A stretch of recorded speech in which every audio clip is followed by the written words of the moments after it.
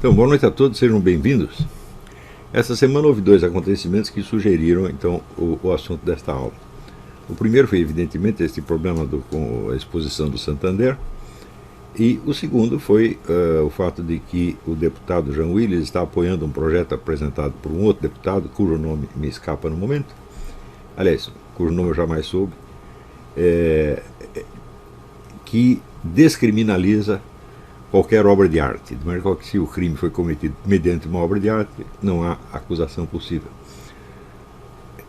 Então a primeira coisa que me ocorreu foi se os dois deputados têm alguma ideia do que seja uma obra de arte e do que não seja, porque evidentemente essa distinção não é das mais fáceis, e havendo uma indefinição e uma dúvida, então você descriminalizar uma coisa que você não sabe o que é, qualquer ato pode entrar dentro dessa classificação e ser descriminalizado, desde que alguém o chame de arte. Então, é claro que a distinção entre o que é arte e o que não é das coisas mais fáceis e mais óbvias, mas eu acredito que há uma série de traços que estão necessariamente presentes numa obra de arte e que, se não bastam para defini-la, bastam pelo menos para distingui-la de tudo o mais. O primeiro desses traços é o seguinte: uma obra de arte é uma obra, portanto ela tem, vamos dizer, um formato, uma forma final, ela chega a uma conclusão. Por exemplo, uma estátua chega a uma forma final, ela não continua sendo alterada. Se você comparar, por exemplo, isto com o que acontece com o sistema filosófico, ou com a filosofia de modo geral, você verá que as filosofias jamais estão terminadas.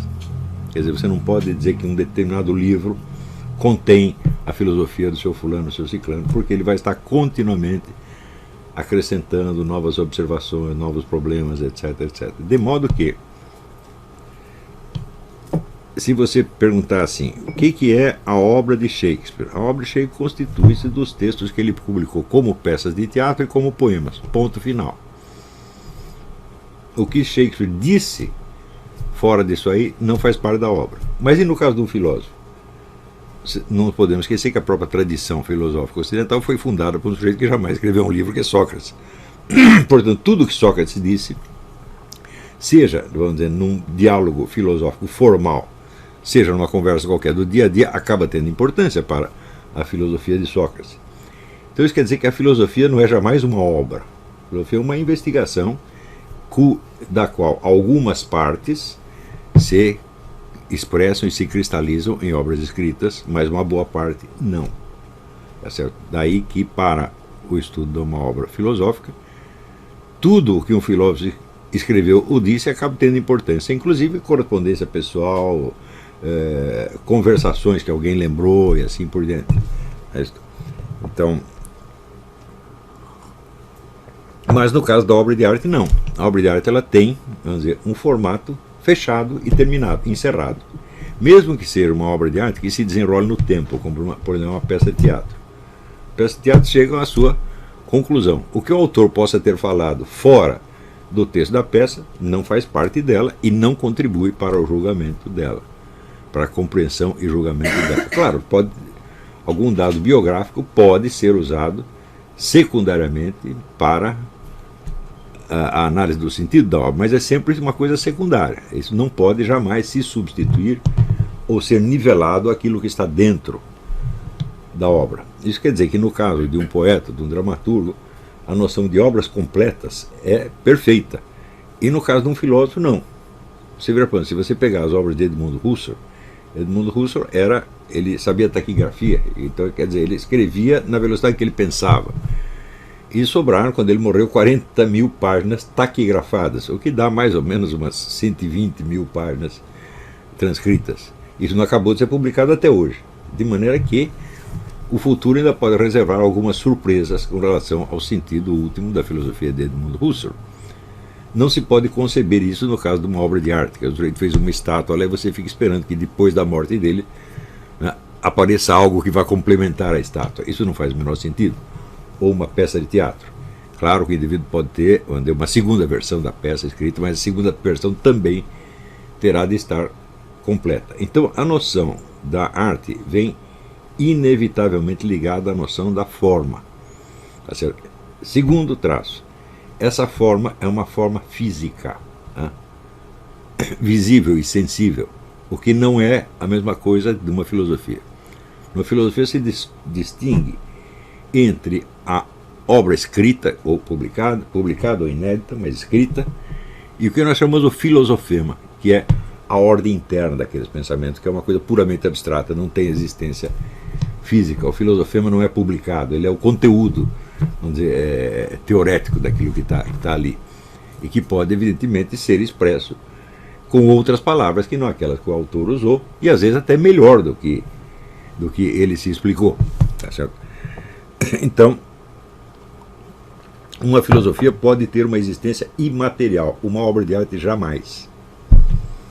Se você pensar assim, bom, e os poemas que Shakespeare pensou e não escreveu? Digo, não fazem parte da obra de Shakespeare. Mas aquilo que Edmund Husserl pensou e não escreveu, faz parte sim, porque você vai ter que adivinhar aquilo. Vocês viram, eu mesmo dei um exemplo disso no livro sobre Aristóteles, certo?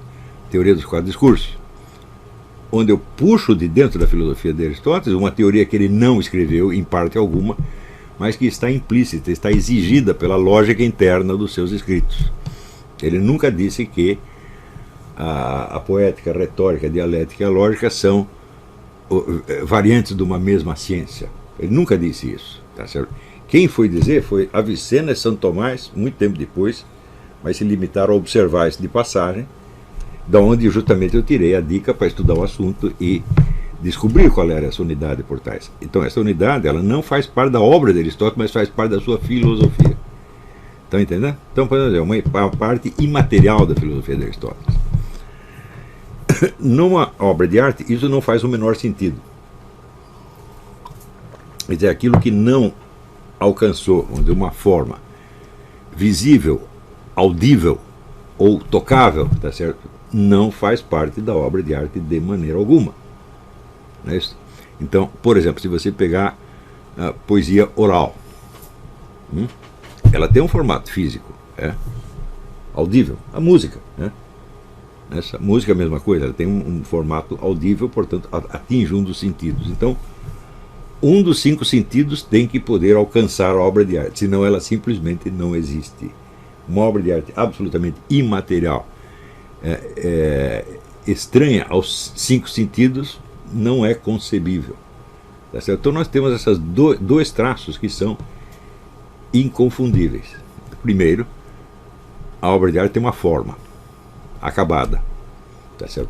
Mesmo que ela esteja realmente interminada, como você pega a famosa Sinfonia Inacabada de Schubert, tá certo? O formato que ela tem é o formato em que o autor a deixou. O que você tem é aquela parte inacabada, o resto você não sabe o que é. Portanto, você não vai poder julgar esteticamente esta obra com base nas partes faltantes. Só pode julgar com aquilo que está dentro da forma. Em segundo lugar, essa forma tem que ser uma forma física, visível, audível, tocável, ou alcançável pelos 5 sentidos de algum modo. Estas observações nos levam a uma conclusão. Se o que define a obra de arte a distingue, por exemplo, da filosofia ou da teologia, teologia é a mesma coisa, tá certo? Por exemplo, a teologia de Lutero, uma boa parte do que se sabe do pensamento de Lutero é o chamado table talk, quer dizer, conversações à mesa. Quer dizer, ele estava falando, conversando durante o almoço, alguém lá tinha a ideia de anotar. Ou as famosas conversações de Eckermann com Goethe, tá certo? Quer dizer, você conhece muito do pensamento de Goethe, não da sua obra de arte literária, mas do seu pensamento científico e filosófico. Goethe era um filósofo, um cientista também. Você conhece a partir dessas conversações, tá certo? E da teologia de Lutero, sem o table talk você não entenderia muita coisa que Lutero está dizendo. Também, isso não quer dizer que esse table talk faça parte da sua obra publicada, não. Tá certo? É uma coisa que veio de fora. Na arte isso é absolutamente inadmissível. Então, se você assiste uma peça, essa peça está ruim, mas daí você ouve alguém dizer que, mas fora, depois de estrear a peça, o autor teve uma ideia para completá-la assim, o assado, e me disse isso assim. Isso não vale, não conta na apreciação da obra. Só conta aquilo que está definitivamente contido na forma final da obra. Isso quer dizer que o que define uma obra de arte, pelo menos não sei se define completamente, mas o que a distingue de outras manifestações do espírito humano é exatamente o fato de que ela consiste numa forma, não apenas que ela tem uma forma. Uma filosofia também tem uma forma, só que pode ser uma forma imaterial. Mas a presença de uma forma fisicamente alcançável é o que define a obra de arte. Portanto, nós dizemos, a forma é a finalidade da obra de arte. Né? Se não chegou à forma, não tem obra de arte nenhuma, tem apenas uma ideia, um projeto, tá certo? E, nesse sentido, até eu poderia me considerar o maior músico de todos os tempos, porque eu já inventei um monte de melodias na minha cabeça, eu não sou capaz de escrevê-las, tá certo? Então, Bach, perto de mim, é Pinto. Só que é o seguinte, eu não compus nada, ele compôs. Então, a noção da forma é absolutamente essencial para a obra de arte. Ora, esta forma contém muitos elementos, tá certo? Se você pegar, por exemplo, pega o livro do filósofo polonês Roman Ingarden, a obra de arte literária, onde ele faz uma fenomenologia da obra de arte literária, e ele a descreve como composta de várias camadas. Tá certo? A primeira camada, evidentemente, uma camada física, você tem um papel impresso. Se não tem o papel impresso, então não chega a ser uma obra de arte literária. Dentro desse papel você tem sinais gravados, tá certo? Que representam palavras de uma língua. Então você tem uma camada verbal.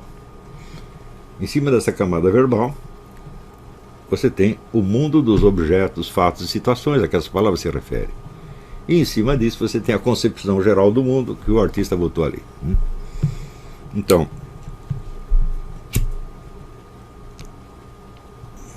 do mesmo modo, você pode descrever pelo mesmo método do Ingarden, você pode descrever um quadro. Tá certo? Então o quadro se compõe, em primeiro lugar, de uma tela ou papel e manchas de tinta ali.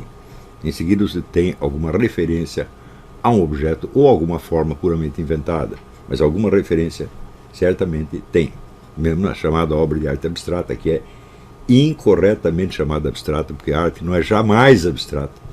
Você pegar os quadros do Vassily Kandinsky ou Mondrian, né? Aquele de abstrato não tem nada, você está vendo formas concretas, você está vendo um triângulo, um quadrado, uma cor vermelha, uma cor amarela, não tem nada de abstrato isso aí, né? Então,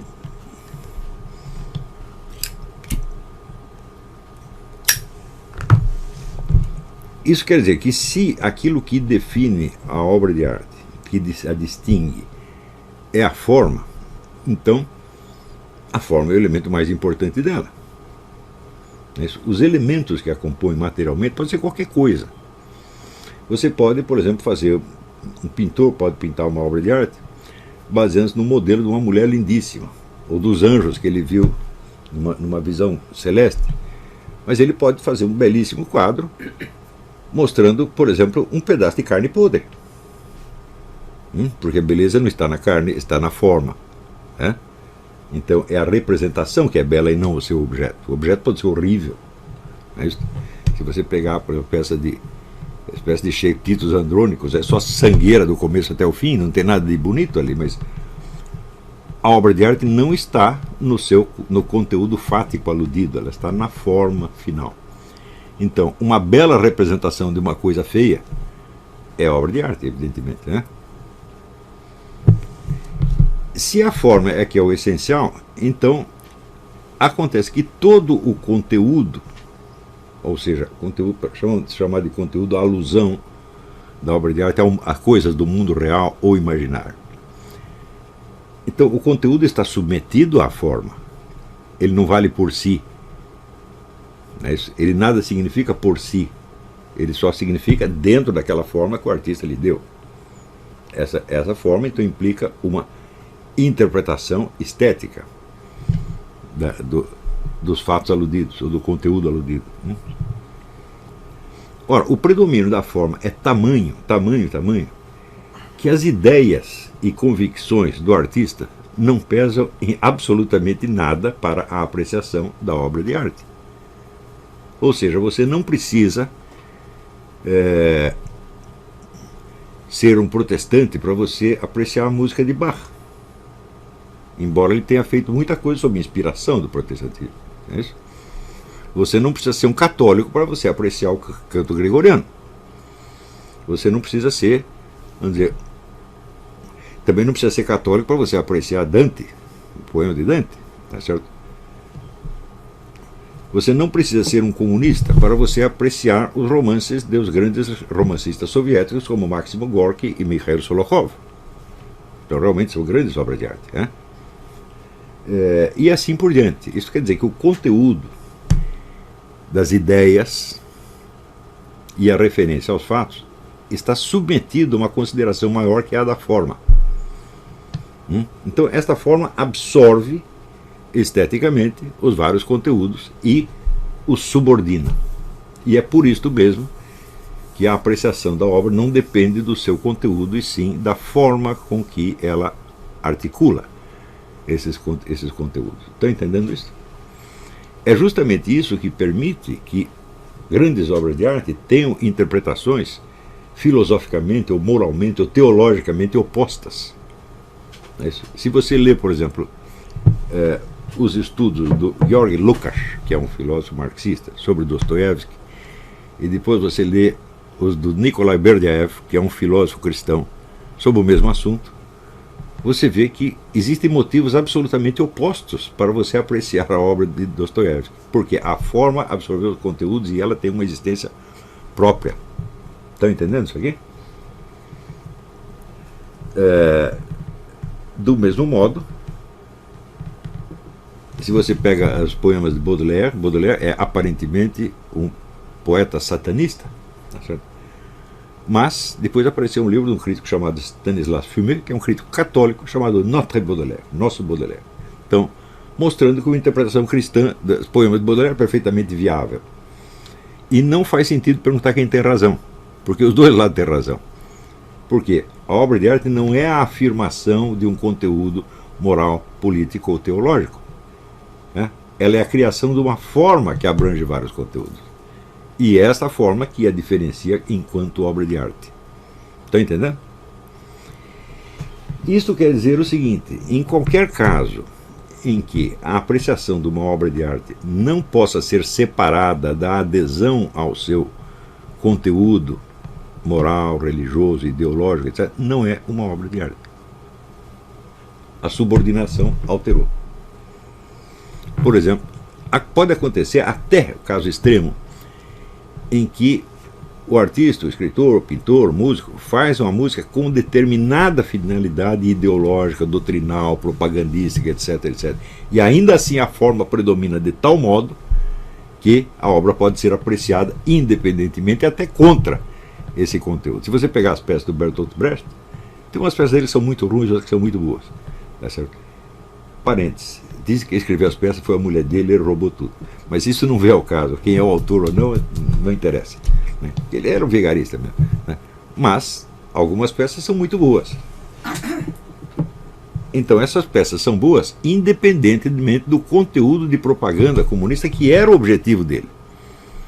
Isso prova que mesmo agindo conscientemente como um propagandista, ele era um artista e o lado estético predomina. Estão entendendo? Do mesmo modo como alguns escritores podem ter escrito obras com uma finalidade propagandística ou ideológica, mas não conseguiram fazer a forma predominar suficientemente. É o caso, por exemplo, dos romances de Émile Zola. Émile Zola tinha toda uma cosmovisão cientificista, materialista da realidade, e ele escrevia os livros para transmitir essa ideia.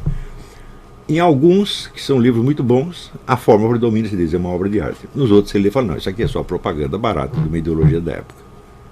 Está entendendo? A separação entre o conteúdo, vamos chamar de ideológico, com ideológico estou querendo resumir tudo aqui, religioso, moral, filosófico, político, etc., etc. A possibilidade de separar entre o conteúdo político, entre a intenção política, publicitária, ideológica e a forma, é o que distingue a obra de arte de tudo mais. Onde esta separação não for possível, você está diante de um fenômeno de outro tipo, que não é obra de arte, que é, vamos dizer, uma obra de propaganda, uma obra ideológica, uma obra de pregação religiosa, etc., que utiliza instrumentos da obra de arte, de uma obra de arte, mas subordinando-os à finalidade principal, que é ideológica. Se essa subordinação for demasiado evidente, então evidente não é uma obra de arte e não pode ser julgada como tal. Ela é um outro tipo de fenômeno que tem que ser julgado, por exemplo, dentro da história das ideias, ou história da política, ou história cultural, etc., etc., mas não é obra de arte. Então,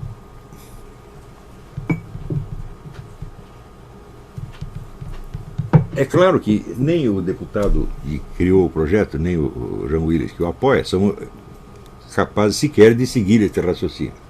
Duvido que entendesse se ele tivesse assistido esta aula. Quanto mais de fazê-lo por conta própria. Embora esse raciocínio que eu estou explicando não seja novidade nenhuma. Se você pegar, vamos dizer, a história da filosofia da arte, a história da estética, você vai ver que essas ideias circulam aí há séculos e elas são mais ou menos um consenso. Então isso quer dizer que, supondo-se que esta lei fosse aplicada, então toda a obra de arte está descriminalizada. Então torna-se absolutamente imprescindível e urgente distinguir em cada caso se é uma obra de arte ou se é outra coisa. Não é isso? Ora, eu estive examinando alguns desenhos desse Antônio Obá. Tá certo? O Antônio Obá é assim, ele é tão flagrantemente anticristão que se você tirar esse anticristianismo dos quadros dele, não sobra nada. Então isso quer dizer, ele é um pintor, tem uma certa destreza, ele tem uma habilidade, mas o que ele está fazendo não é uma obra de arte, de maneira alguma. É uma obra ideológica. É um ato, uma tomada de posição ideológica que subordina a forma. Isso quer dizer, a forma ali não pode ser considerada independente do conteúdo ideológico transmitido. Não tem como fazer isso. E se não tem, isso já é a prova de que o objetivo não foi artístico, porque o que predomina não é a forma, e sim a mensagem. Estão entendendo isso? Se isto ficou muito claro, então nós podemos tirar algumas coisas quanto ao episódio Santander. É isso? Eu até fiz uma nota hoje dizendo o seguinte: o trajeto normal do pensamento humano é o seguinte: ele primeiro cria uma síntese confusa de várias impressões que ele recebeu. Essa síntese se expressa, pode se expressar verbalmente, gestalmente, etc. Mas ela contém muitos elementos indistintos. Em seguida você analisa essa impressão e você cria uma segunda síntese distinta. Quando Descartes fala das ideias claras e distintas, uma ideia clara é uma ideia que é diferente de outra ideia. E uma ideia distinta é aquela cujos elementos internos estão perfeitamente distinguidos uns dos outros. Então, distinguindo os vários elementos da síntese confusa, você obtém uma síntese distinta. E aí sim você tem uma ideia a defender. Mas, no Brasil, acho que ninguém sabe fazer isso. Todo mundo pega uma síntese inicial confusa, se apega a ela e sai defendendo em altos brados e ainda se achando um paladino da verdade e da justiça. É claro que isso é palhaçada, isso é infantilidade. E isto acontece em todo debate público sobre o que quer que seja no Brasil. Eu nunca vi, nos últimos 20 ou 30 anos, algum formador de opinião ser capaz de analisar a sua própria síntese, a síntese confusa que se agita na sua mente, e depurá-la e transformar numa síntese distinta, de modo que ele saiba do que está falando. Isso quer dizer, as pessoas nunca sabem do que estão falando, porque estão apenas expressando uma síntese confusa. No caso da exposição do Santander, a primeira síntese confusa foi expressa naquele vídeo daquele rapaz lá do Rio Grande do Sul, que ficou chocado com os desenhos ali de crianças, meninos travestidos, cenas de zoofilia, etc. E já saiu dizendo que aquilo era uma apologia da pedofilia. Ora, a apologia da pedofilia, segundo o Estatuto da Criança e do Adolescente, exige a seguinte condição: é preciso que um quadro, um desenho, uma fotografia ou qualquer outra representação de um ato sexual envolvendo crianças seja exibido a crianças. Dos quadros que eu vi ali no Santander, nenhum atendia esta condição. Se você mostrar um ato sexual entre pessoas adultas, mostrar uma criança, você não está enquadrado no artigo 241 do Estatuto da Criança e do Adolescente. Então você pode achar que isso é uma imoralidade, mas não tem crime. Estão acompanhando daqui? Esta distinção escapou perfeitamente ao horizonte dos primeiros que ficaram chocados com o negócio. Então, somando tudo, o único crime que havia na exposição do Santander, não estou dizendo a única imoralidade, a única coisa chocante, a única coisa revoltante, a única coisa que diga de embrulhar o estômago. Não, tudo ali era digno de embrulhar o estômago. Tá certo? Tudo era chocante e revoltante. Mas ser chocante e revoltante não é um crime. Não tem uma lei que proíba. Se tivesse essa lei, eu já estaria preso há muito tempo. Porque eu vivo dizendo coisas chocantes e revoltantes. Então, às vezes até de propósito, para fazer doer. Então, por exemplo, outro dia eu disse que todos os comunistas do mundo são cúmplices do genocídio soviético. Baseado no que eu disse isso? Eu não justifiquei. Eu disse para chocar em primeiro lugar. Se a pessoa disser, mas está exagerando, não, daí eu puxo lá a jurisprudência dos tribunais internacionais que reconhece a cumplicidade ex post facto. Por exemplo, se o negro faz propaganda nazista hoje, ele é está apoiando retroativamente um crime já cometido. Então ele é culpado também. E isso, evidentemente, quando você conhece o que foi, vamos dizer, o Gulag, a rede de campos de concentração soviéticos, você vê que aquilo foi uma coisa muito pior do que o Hitler jamais chegou a conceber. Mas muito pior, em primeiro lugar pelo número de pessoas, que chegou até ali 45 milhões de pessoas presas ao mesmo tempo. Tá certo? A mortalidade nos campos de concentração soviética era na base de 50% por ano. De maneira que tem que continuamente aprendendo mais gente para mandar para lá. Todos esses eram campos de trabalho forçados. E calcula-se, o próprio governo soviético calculava que 18% da mão de obra soviética era trabalho escravo. Outros economistas dizem que era 25%. Então, foi o maior caso de escravidão que ocorreu na história do mundo. Se você pegar o Egito, a colonização das Américas, o Islã, soma tudo, é de bom. Perto do trabalho escravo soviético era fichinha. E hoje você vê esses movimentos negros protestando contra a condição dos negros nos Estados Unidos, que é confortabilíssima. Queria eu ter a condição média do negro aqui, porque tem Social Security, tem crédito educacional, tem mais não sei o que, assistência médica gratuita, tem tudo. E mesmo assim eles acham ruim. Então, e bom, mas esses movimentos negros todos têm inspiração comunista, então são todos cúmplices retroativos do maior caso de escravidão que já houve no mundo. E você vai reclamar de uma escravidão que já acabou no século XIX? Que autoridade moral você tem? Não tem nenhuma. Tá certo?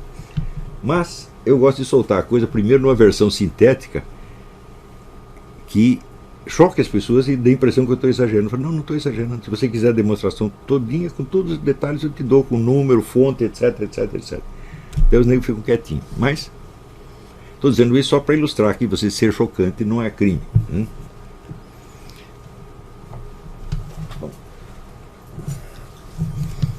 Então,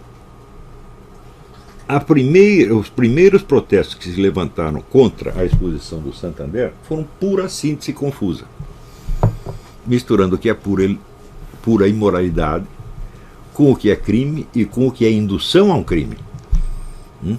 Mas havia um único ponto onde o crime era insofismável, que era o ultraje à culpa. Praticado ali várias vezes, tá certo? Com a caricaturação de Nosso Senhor Jesus Cristo, de Nossa Senhora, tá certo? E sobretudo com as hostes escritas com um monte de palavrão. Ora, se o sujeito fizesse uma cena de pedofilia, desenhasse uma cena de pedofilia, isso não configuraria apologia da pedofilia, porque a representação pictórica de um objeto não significa necessariamente adesão a esse objeto. Mas, por exemplo, se você escreve um livro descrevendo a vida no Gulag, isso não quer dizer que você é um apologista do Gulag. É isso? Se você descreve, sei lá, um estupro, um aborto, que é uma representação literária ou pictórica, não quer dizer que seja contra ou a favor. Talvez possa ser interpretado das duas maneiras, dependendo do espírito do freguês. A obra de arte tem essa característica que chama a sua polissemia. Ela pode significar, transposta do plano estético para o plano ideológico, moral, político, ela pode significar várias coisas diferentes para pessoas diferentes. E isso é uma característica fundamental da obra de arte. Se ela não é polissêmica, não é uma obra de arte. Se ela significa uma e uma só coisa e só pode ser interpretada daquele jeito, então acabou. Isso aí é filosofia, é teologia, é propaganda, é qualquer outra coisa, mas não é uma obra de arte.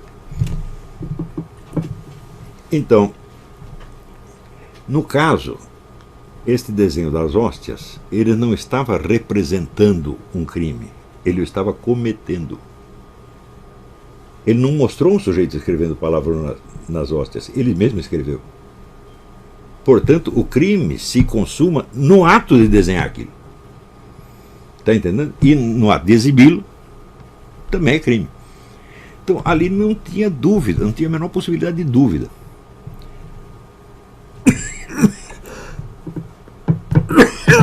E aí entra a questão, adquire uma segunda dimensão muito interessante, que é a seguinte.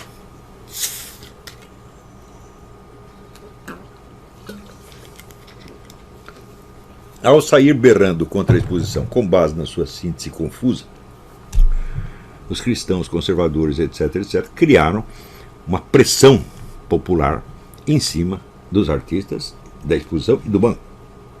Não é isso? E estes começaram a se queixar de ser vítimas de censura. Ora, o que faz uma lei de censura? Um departamento de censura de versões públicas.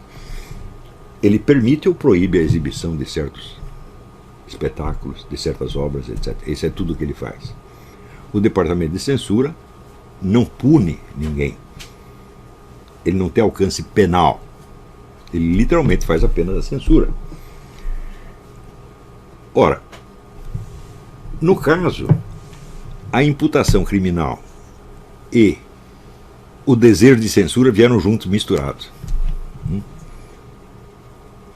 De modo que o aspecto penal ficou em segundo lugar, quando ele era a única coisa importante e a única coisa verdadeira. Está entendendo? Agora, o pessoal da direita brasileira é assim mesmo. Na cabeça de todos eles só existe síntese confusa. As pessoas não têm formação intelectual para fazer uma análise e distinguir alhos de bugalhos. Ninguém tem. Ninguém. Quando eu digo ninguém, é ninguém. É? Ninguém. De todos esses que falam em nome da direita, claro, tem gente que não fala, tem pessoas que escrevem apenas expressando sua opinião pessoal sobre isso. Aí você encontra alguns, sobre todos os alunos meus, evidentemente, capazes de fazer essa distinção. Mas entre os formadores de opinião não tem nenhum. Isso quer dizer que toda a questão no Brasil está à mercê de idiotas, despreparados, incapazes, palpiteiros, vigaristas, e isto é uma calamidade. Porque nada pode ter enquadramento racional, e muito menos uma solução racional. Não é isso? E no instante em que um ato de censura é confundido com o enquadramento penal de um crime, eu digo, meu Deus do céu. Eu, quando tinha 12 anos, eu já sabia a diferença entre o que é o Departamento de Censura de Versões Públicas e o que é o direito penal. Eu sabia isso. Talvez porque meu pai fosse advogado. Para mim, isso era meio. Né? Uma coisa é você proibir a exibição do filme, outra coisa é você botar seu diretor na cadeia. Se você puser o diretor na cadeia só porque você achou que o filme dele é imoral, ou é subversivo, etc., etc., então ele é um prisioneiro político, evidentemente. E aí você entrou já num procedimento ditatorial. Mas a coisa é totalmente diferente quando a obra em si constitui um crime. Então é um enquadramento penal, não tem nada a ver com censura. Está entendendo? Se uma obra foi censurada, ela não é exibida. E No caso desses desenhos, você vê que eles não estavam representando um crime, mas o estavam cometendo. Quer dizer, as hóstias com palavrões não eram referências a uma coisa externa. Aonde existem hóstias com palavrões? Só naquele quadro. Daí o confusionismo entra em seguida, dizendo: não, essas hóstias não eram objeto de culto porque elas não estavam consagradas. Eu falo: mas escutou aqui, o idiota. O culto consiste na consagração. Portanto, elas são objeto de culto antes, durante e depois da consagração. Segundo, onde você comprou as hóstias? Numa loja de objetos religiosos que, por definição, só vende objetos de culto. Então não tem como escapar. Mas, quando eles se queixam de ser vítimas de censura, eles não deixam de ter uma certa razão, porque houve uma pressão popular generalizada, visando o quê? A impedir o prosseguimento da exposição. Eu não digo que essa atitude fosse errada. Na verdade, eu não sei. Tá certo? E não tenho opinião nenhuma a esse respeito. Mas eu sei que a questão penal era a única questão substantiva que existia ali, e essa era prioritária.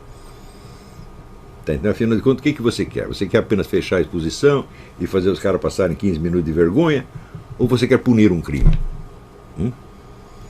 Se você punir o crime, bom, ele vai passar vergonha o autor vai passar vergonha de qualquer jeito, só que muito pior, ele vai passar vergonha na cadeia. Tá certo? Então, a incapacidade de discernir o aspecto sensório e o aspecto penal apareceu dos dois lados. Os críticos da exposição faziam essa confusão e os seus defensores também. Os primeiros por burrice, os segundos por esperteza. Para desviar a discussão do aspecto penal, você se queixava da censura. Você vê que o promotor que foi lá investigar a exposição para ver se havia crime, ele nem mencionou o ultraje a culto, ele só falou de pedofilia.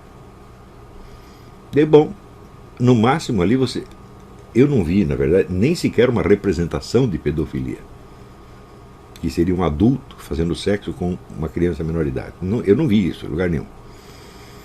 Havia uma sugestão, porque é evidente, se você começa a estimular sexualmente as crianças desde pequena, você está criando clientela para os pedófilos. Mas é um efeito indireto. O sujeito pode perfeitamente alegar: meu intuito não foi esse, foi outro. Meu intuito foi fazer um negócio contra a pedofilia. Que não vai ter jeito de provar uma coisa ou outra. É impossível. Se for uma obra de arte, então ela é separada dos valores que compõem o seu conteúdo. Não é isso? Então,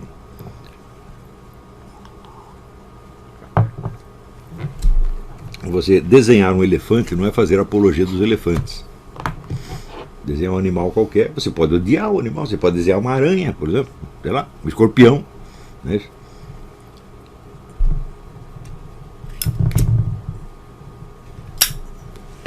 Então, esses dois casos, o do projeto de lei e o caso do Santander, mostraram um estado de confusão mental medonho. De fato, as pessoas que eram contra a exposição, até certo ponto, elas conseguiram o seu objetivo, mas que se tornou involuntariamente um objetivo de censura, quer dizer, fechar a exposição. Mas se você fechou a exposição e o crime saiu impune, você não conseguiu o que você queria. Você conseguiu uma outra coisa que você nem tinha pensado. Está entendendo? Tudo isso que eu estou dizendo para vocês nesta aula é óbvio e autoprobante, e eu não vi até agora ninguém entrando no mérito desta questão. Quer dizer, nós estamos a fim de censurar uma imoralidade ou de punir penalmente um crime? Por incrível que pareça, vamos dizer, a única coisa séria mesmo, perigosa, foi o crime que foi cometido. E esse está passando impune até o momento, porque ninguém o destacou, ninguém fez disso o centro da discussão. Está entendendo? Um tempo atrás, um grupo cristão processou o programa Porta dos Fundos por causa de uma paródia cínica que fizeram a respeito da religião. O programa foi absolvido pelo juiz. Por quê? Porque o crime de ultraje a culto, quando é assim, de você achincalhar uma religião, ele só existe quando existe uma vítima determinada. Não se trata de achincalhar a religião em geral, mas a religião de determinada pessoa. Tá entendendo? Eu pego um indivíduo e o reduzo ao ridículo por causa da religião dele. Aí é crime. Agora, o segundo caso de ultraje a culto, que é o vilipêndio de objeto de culto, não implica que haja uma vítima determinada. Se você vilipendiou um objeto de culto da religião tal, você ofendeu todos os membros dessa religião. E isso é crime também. E o terceiro caso, previsto na lei, é o de interrupção de um culto religioso. Como, por exemplo, as duas lésbicas que invadiram a igreja do pastor Feliciano e foram lá se beijar na frente, lá na frente.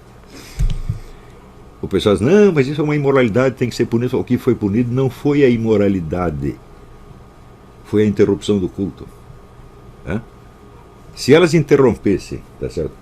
Vamos supor, eu sou um católico, eu vou lá, interrompo o culto do pastor Marco Feliciano para fazer propaganda da minha igreja. Não tem nada de imoral nisso aí, mas é crime. Porque o crime está na interrupção do culto. Está entendendo? Se as duas fossem lá vestidas de filha de Maria, tá entendendo? Interrompesse o culto, seria crime do mesmo jeito. Agora, na síntese confusa que a pessoa faz na cabeça dela, está tudo misturado. Imoralidade, crime, censura. Mas o que é isso? São 200 milhões de habitantes no país e você não consegue ter uma discussão decente sobre o que quer que seja. Então, eu acho que esse é um problema muito maior do que a exposição do Santander e de que tudo que o deputado Jean Ui possa fazer durante a sua porca vida, tá entendendo? Eles não conseguem ter a gravidade de uma coisa destas. Porque isso aí é a garantia de que nenhum problema jamais será analisado racionalmente e muito menos resolvido de maneira decente. Os problemas vão se prolongar e quando alguém resolver tomar uma providência, com certeza vai ser a providência errada.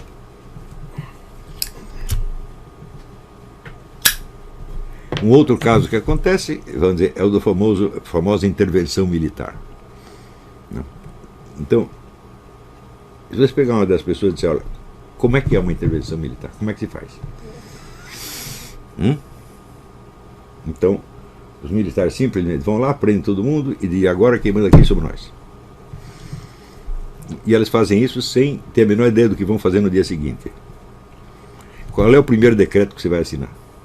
O que você vai fazer com a política econômica? O que você vai fazer com as relações exteriores? O que você vai fazer com o controle da opinião interna? O que você vai fazer com os partidos políticos existentes? O que você vai fazer com os movimentos de protesto, etc, etc. Se você não tiver tudo isso planejado, não tem golpe militar, meu filho. Não tem intervenção militar. Então, até lembrei as pessoas, quando estava em discussão isso aí, falei, olha, a preparação da intervenção militar de 64 levou 2 anos. E não foi só militar que participou. Eles conseguiram o apoio de toda a mídia, de praticamente todo o parlamento, do Supremo Tribunal Federal e de toda a opinião pública, antes de intervir. Agora, vamos pensar assim, quantos jornais e canais de televisão hoje apoiariam uma intervenção militar? Nenhum. Quantos membros do parlamento apoiariam uma intervenção militar? O Bolsonaro. E mais ninguém. Então, quantos governadores de estado apoiariam? Porque naquela época mais de metade dos governadores estavam apoiando. Ninguém. A Igreja Católica foi fundamental no golpe de 64. Ela em massa apoiou a intervenção. E hoje ela apoiaria? Então, fala, bom, se falar em intervenção militar, é quase propor um suicídio. Segundo, no plano internacional, na época havia uma certa tendência aos golpes militares. Por quê? Porque as guerrilhas estavam crescendo velozmente no continente, e os Estados Unidos viam com bons olhos qualquer coisa que se fizesse contra elas. É esta mesma situação internacional hoje? Não. Você não teria apoio internacional nenhum. Você seria condenado na ONU, no Tribunal de Haia, no Parlamento Americano, no Parlamento Europeu, em tudo quanto é lugar.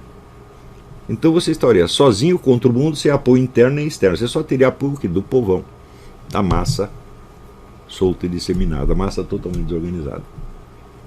Eu falo, ninguém analisou isso. Eu só vi gente falando contra e a favor. Eu digo, eu não estou falando nem contra nem a favor, eu estou tentando entender o que é. e como se faz. Né? Agora, você quer fazer um negócio, mas você não quer saber como se faz.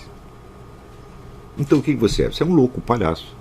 Tudo que você fala assim é um flatus vocis, um peido verbal, para falar a verdade. A tradução correta de flatus vocis é esse. É? A palavra flatus só senadores, deputados usam, eu não uso. Então, só pessoas importantes. Eu que sou o Zé Mané, eu digo as coisas com um nome mais popular e mais exato. Então a pergunta é, meu senhor, até quando nós vamos continuar essa loucura?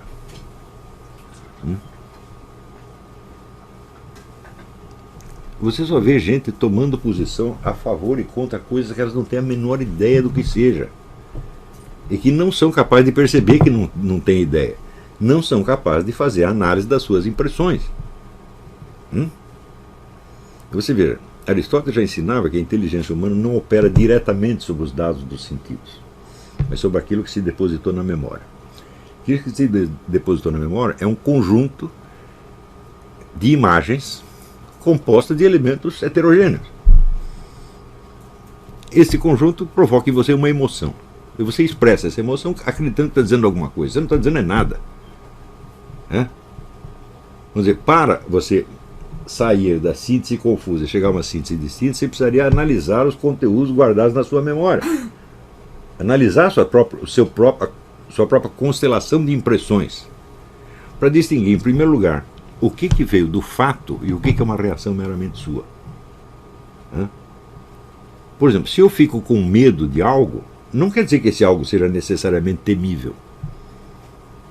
Não é isso?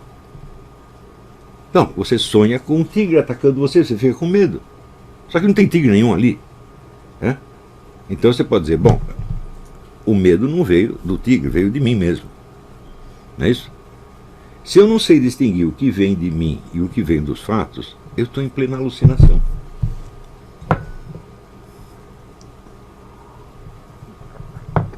Então, eu digo o seguinte, o Brasil só tem um problema, é esse. O resto é tudo decorrência desse. E sem resolver isso não vai resolver mais nenhum outro. Não vem me dizer que eu vou resolver o problema da segurança pública, vou resolver a dívida nacional, vou acabar com a corrupção. Você não vai acabar com nada, você não vai fazer nada. Por quê? O seu pensamento não tem poder de preensão sobre a realidade. Entendeu? Você está apenas expressando sentimentos e estados interiores seus, cuja relação com a realidade é para você o maior dos mistérios. Você não tem ideia do que está aqui e o que está lá. Vocês entendem por que ideias de tipo relativista ou cético se espalham com tanta facilidade? Por causa disso. São uma resposta a esse estado de coisas. Já que o sujeito não está entendendo coisa nenhuma mesmo, e ele tem esta sensação de insegurança, ele acaba concluindo que a verdade não existe. Mas o que não existe não é a verdade, é a sua inteligência que não existe. Você veja,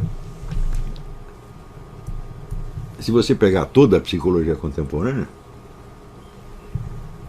você vai ver que tudo na inteligência humana se baseia, vamos dizer, num confronto que você faz entre as suas representações mentais e as alterações do estado de coisa externo. Não é isso? Por exemplo, você está casado com a dona fulaninha, tem amor para a dona fulaninha, um dia você chega lá, a dona fulaninha não está.